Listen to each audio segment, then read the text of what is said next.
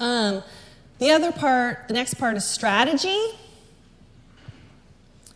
And I should also tell you, if you have questions, just shout them out, raise your hand. This is really casual. So if I'm going over something too quickly, or if you want me to clarify something, just shout it out, okay? Strategy is figuring out the best path. So there's lots of ways for me to get to Tahiti. Actually, not really. There's only one airline. But if I was to go to Italy, there's lots of ways to get to Italy, right? I could fly there. Well, let's just go back to Tahiti. I could fly there. I could actually take a boat there. I could sail there. There's several different ways for me to get to Tahiti. But what is the best path for me to take? What if I decided, actually I want to, go to Hawaii first and then go to Tahiti? You guys need to figure that out. This is the direction I'm headed, but what are the kind of milestones that you're going to hit in order to get to that main vision at the end? So you might have heard of, people who do 3-year plans, 5-year plans. Well, what I recommend is you make a vision, like this is my vision of ultimately where I want to be. In a perfect world, this is the ultimate vision. We call it like the painted picture, the perfect end result. And then over the next 3 years, what are the major milestones or major accomplishments you would need to achieve in order to move in that direction, right? So that would be kind of the strategy. Does that make sense? Okay.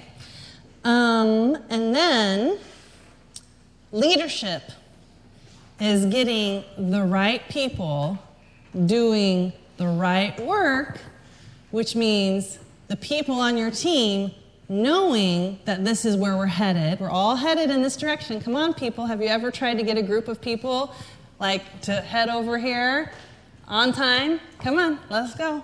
Even getting all of you here in this room to start on time, right? It's hard.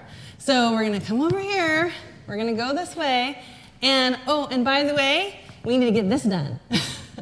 That's challenging. So the clearer you are with people, so you share your vision again and again and again, and you say, the first milestone is this. This is what we need to do right now. This is the most important thing to do right now. So getting the right people to do their very best work. And then operations is the last category, moving forward efficiently.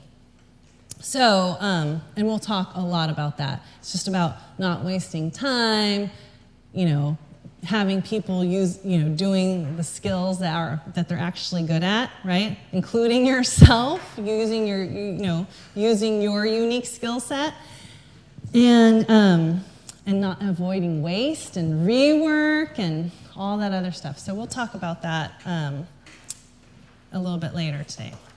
Any questions? No. All right. So this next section is an introduction to delegation. Because this is, and this is something that Wayne really wanted me to touch on for all of you, because this is something that most business owners have a challenge with, delegation. And in my experience, you have tried to delegate before. And what has happened is it hasn't worked, right? You've given someone something to do, and they either didn't do it, or they did it, and it sucked, right? Or, and then you had to fix it, or you had to stay up late doing it at the last minute, whether it was a person or a vendor or, like a team member or a vendor. or even a family member, you ask them to do something and then they just like screwed it up. I actually, this business colleague I know, he wrote this thing. His wife was actually helping him because he was overwhelmed, and she packed a suitcase for him. He's going to go speak at an event, and his wife packed his suitcase for him. And he got to the event, and he's like, crap, she didn't pack me socks, right? That's what happens when you delegate, right? This is his blog post. But then he was like, oh, I guess I'll just, it's no big deal. No one will notice I'm not wearing socks. I have shoes and pants, whatever. He goes to put on his shoes, and his socks were stuffed inside of his shoes. And he's like, oh, just because someone does it differently doesn't mean it's wrong. So she still packed him everything he needed. He still had all the stuff, all the clothes he needed. It just wasn't the way he expected it to be. And he didn't say, don't put my socks in my shoes, right? He just said, she was helping him out and packed a suitcase. So one of the things I like to point out, especially for business owners who are just learning how to delegate, and delegation is a skill that takes time and effort to learn over time. Like when you first started driving a car, were you a perfect driver? I mean, probably some of us aren't perfect drivers right now, but when you first started driving a car, you needed to practice, right?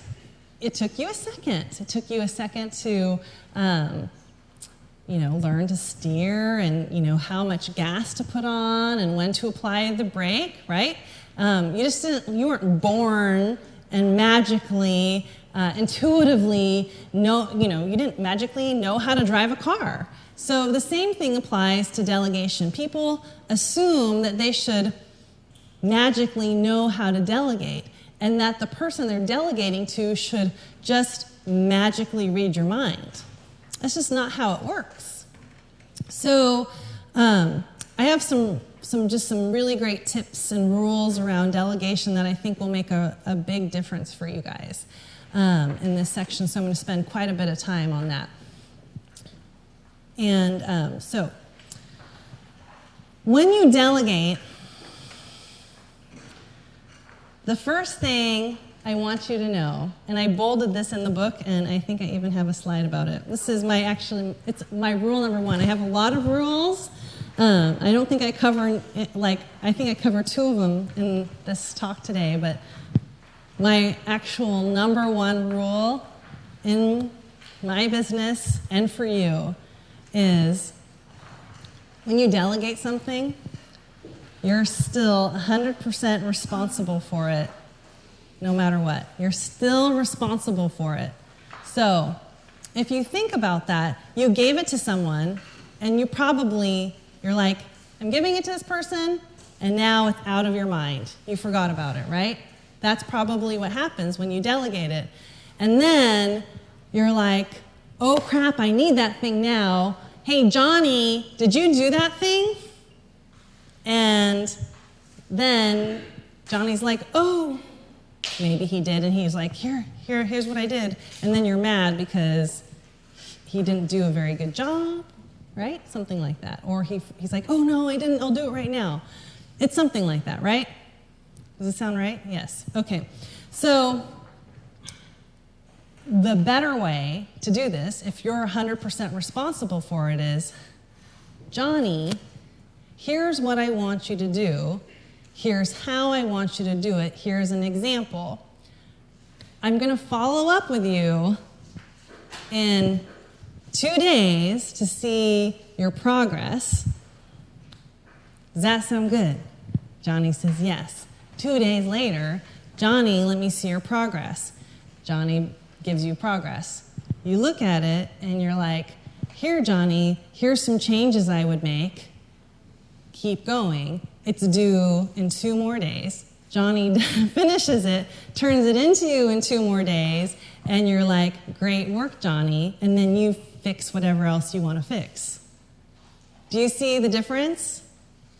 You're 100% responsible. It's still your task to do. And I like to use the 80-20 rule, where you do 20% of the work and they do 80% of the work. This is actually reality. This is how it's going to be for the rest of your life, even with 120 employees. It's 80-20.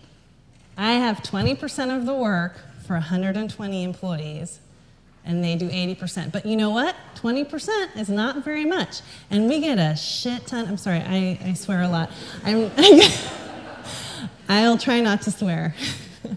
We get a, yes? What does that differentiate between typical and micromanagement and all people you're facilitating? That is a very good question. The difference between micromanagement and setting people up for success is micromanagement is like, did you do it yet? Did you do it yet? Did you do it yet? And like sitting over someone's shoulder and like, change that, change that, change that, change that. And setting someone up for success is giving them examples, setting expectations, setting deadlines, giving them feedback, right? Does that make sense? So, so yeah, the 80-20 rule. So how I break that 80-20 rule up is the first, so my 20% equals, I break that up into two parts. The first 10% is setting up the task. And in the book, I have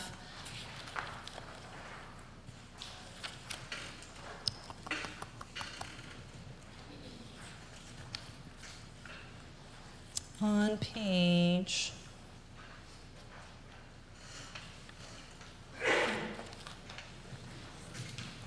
8, I have 4 points on how to set up the task, the first 10%. Follow these 4 points when you set up the task. This 10% does, once you practice it a few times, it'll take you 5 minutes. And then you'll start to see that your people will even do that 5 minutes for you. And then it'll just be like, looks good. That's all you have to do is, looks good. I do that all the time. They're like, so I'm going to do this thing that you wanted me to do. Is this okay? And you say, looks good, right? So now they've even done that first 10% for you, and your looks good takes 30 seconds. But you have to train them, right? Because they didn't have Employee 101. So how I set up the assignment is I explain the why behind the assignment. This is such a crucial step. Now, people are like, well, do you have to explain the why behind someone picking up your dry cleaning? Yes, I have to explain the why behind picking up my dry cleaning. No, I don't have to just do that every time. I just do it the first time, right? I say, I need my dry cleaning picked up because, I don't want to drive. No, I don't want to drive to go get my dry cleaning. If you can figure out a service that will deliver my dry cleaning. Actually, I had to explain to my assistant on Wednesday that I needed certain things organized a particular way. I'm a very organized person, and I said, I actually told her, I'm the most organized person in the world, and when she's not organized, I go bananas. So this is helpful for her. She's like, oh yeah, that is helpful. That's really good for me to know that she needs to be organized so I don't go bananas. That was supposed to be funny. All right. Anyways, so when you set up the task, all right, so you explain the why. Explain the why the task is important, why it matters to them, why it matters to you. The why is such a critical part of the task, setting them up, because humans, if they don't feel like their time is, like if they're doing something that's worth anything, they'll half-ass it, right? Or they'll forget about it, right? Do you guys know what I mean? Like if you're doing something that's, meaningless, like if any of you have like peeled potatoes before, you just like not paying attention and then you slice your finger, right? That's kind of what it's like. You're just not paying attention to the details, which is why the work comes back sloppy. So if you explain the why, you'll have a better chance of the work coming back quality, right? The results that you want. Okay. The next step is write out the process to complete the assignment. Now, I have to tell you, if you're someone who likes to do this, you can totally do this. Like, if it's a complicated process, you can sit there and say, like, okay, I went to this, website, and then I typed in this code, and you just write down each of the different steps that you did, step 1, step 2, step 3, step 4, right? And at the end, I'll give you a phone number that you can text into that I have a step-by-step process creator to guide you along writing out all these processes that will just get emailed to you. You can totally do this. What I often do, if I have an example already of something that I've done before, if this is something that has happened before, I give it to them. I say, this is what it has looked like before. This is what I need you to do. Why? Here's what it looked like before. It's so much easier for someone to copy something, right? And so then you can say, like, you write down these instructions as I explain it to you. First step, go here. Are you writing this down? Let me see. And they can write out the processes. And now you have a totally documented process. So if this person doesn't work out, you can save that process for the next person, right? That's what I do. I don't write any of the processes myself. I make my employees write the processes. And now I have all the processes, which are awesome because anytime I hire someone or anyone leaves, here's the binder. There you go. It's all documented, and people can just switch jobs, and right? It's the right thing to do. So, write out the complete assignment. Provide examples of past assignments so they know what it looks like, and then set clear, agreed-upon deadlines of when to review the work at the halfway point and when the actual assignment is supposed to be complete. Now, the key here is clear, agreed-upon deadlines. So I always say, on Wednesday, I'll want to see it up to this point. Does that work for you? Does that sound good? Or I'll even say, when can you give this back to me by? The reason this is critical is because if I just tell them it's due this date, now I've forced them, into a situation, right? I'm the one who's like the tyrant who's like, I'm the man, right? Where if they're the ones who say, oh, I can do it by this time, now it's their word. They've committed to this. This is a totally different situation. When someone commits to something, they will, bend over backwards to keep their commitment, right?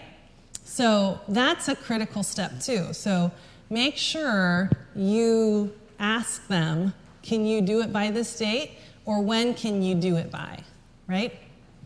Now, if you've explained why, showed them the example, and they say, oh, I can't do this for a month, and it's something simple, then you're like, okay, this whole process will be very enlightening for you. And I often say, I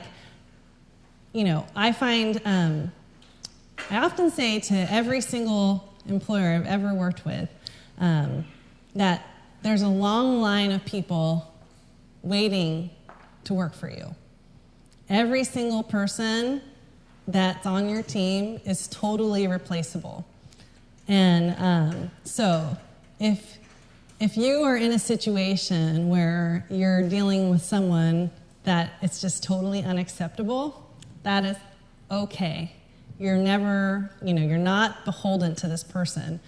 This is, this is an exchange of values. You're in a relationship with an adult that this is not workable anymore, right? So if this person tells you it'll take a month to give you, turn around something that should only take a couple of days, you need to find out why it's going to take a month, and if you're not happy with that answer, then there needs to be additional action. Don't be afraid of that.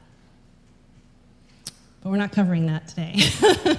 Just saying, don't be afraid to take action if something's not acceptable to you. Okay, so does this make sense to everybody? You're going to set people up for success. Follow these steps. So you do your first 10% well, right?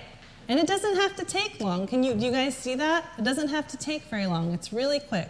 And after you do it the first couple of times, you don't have to do it anymore, right? Once people are doing that task again and again. The second part of that 20% is oversight. And this is the part also that entrepreneurs and business owners fall short on. And to be honest, for me, this is the part that's hard for me too, the oversight. This is the part I actually don't like at all. It annoys me. And for me, sometimes it does feel like I'm big brother and micromanaging, but I know my team really does like oversight. They like it. They like it when I'm there and looking at their work and checking in and giving them feedback. They actually wish I would do it more. That's what they tell me. So it's welcoming. When I do my oversight, I see all the things that are wrong. And that's why I don't like it. And I'm struggling with okay, it doesn't have to be perfect. It has, because there's a difference. We're all perfectionists, right? And we want it to be exactly how we would do it, right? And like I said with the sock example, it doesn't have to be the way we would do it for it to work, right? It has to be workable.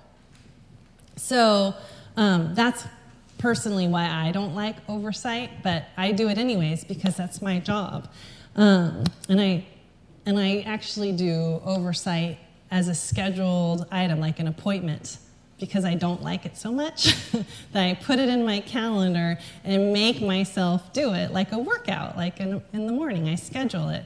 But my staff loves it. So just keep that in mind. Just because you might not like it doesn't mean that they won't.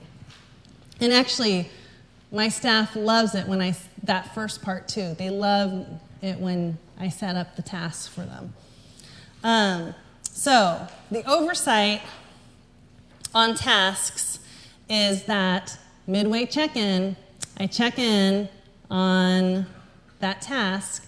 I gave them feedback, right? And the feedback is not, this is all wrong. You can't do that. That's demoralizing to them. And of course, if you do that, then you're, consciously having this employee fail in the future too, right? So what you need to do, and especially the first few times around when you're delegating, you need to say specifically what needs to change, right? And the specifics need to be about what are the results you're trying to achieve with this task, right? And consider, are they, from what they produced, are the results being impacted? Because what I've found a lot, actually, is what they produce is oftentimes better than what I produced, right?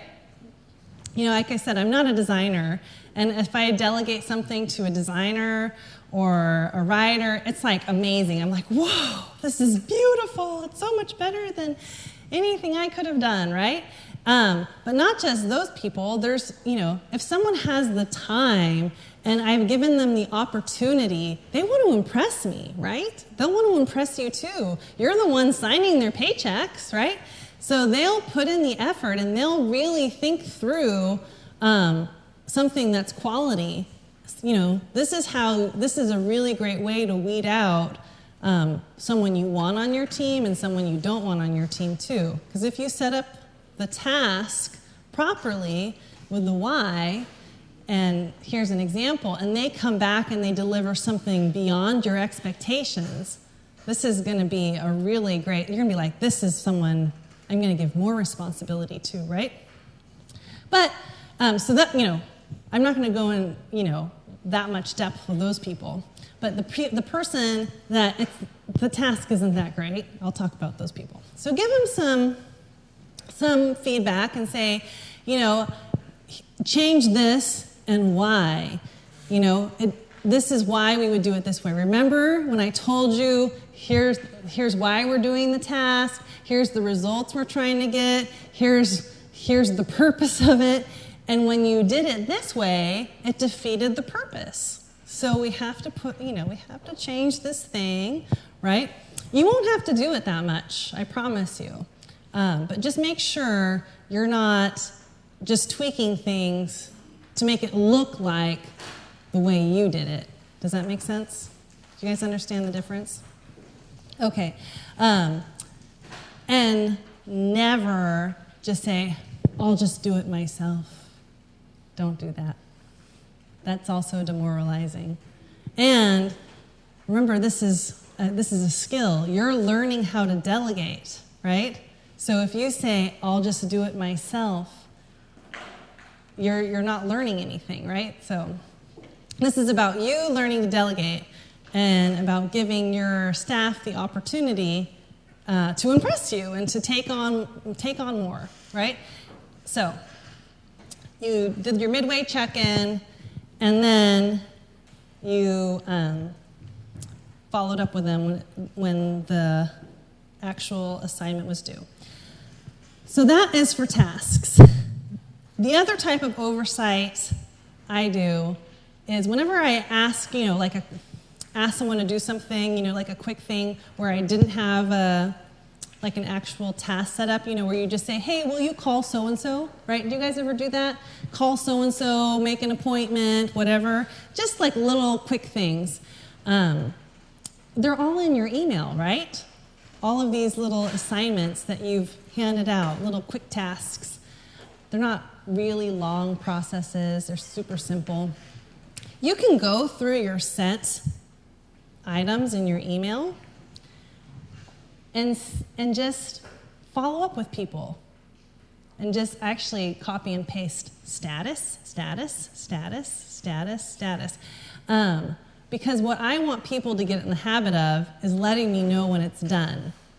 Because if I don't know it's done, then it's still in my brain. Even if I'm not thinking about it, it's still in the back of my brain, taking up my brain space, right? And you guys are smart people that need to use your brain power to grow your business, and not wasting it with, did they make the appointment with the person, that phone call, and looking through your calendar to see if that phone call was set up, right? Or if that fax was actually sent, right? And you don't want to assume that the fax was sent, right? You just want to know the fax was sent, right? So you say, send this fax, and then they should say, done, right? That's how it should work. So if you tell them, just do that, and if they don't do that, then you say status, and then you do that enough, they'll just say done, right? You practice that habit, they'll say done. They don't want that status. They don't want it.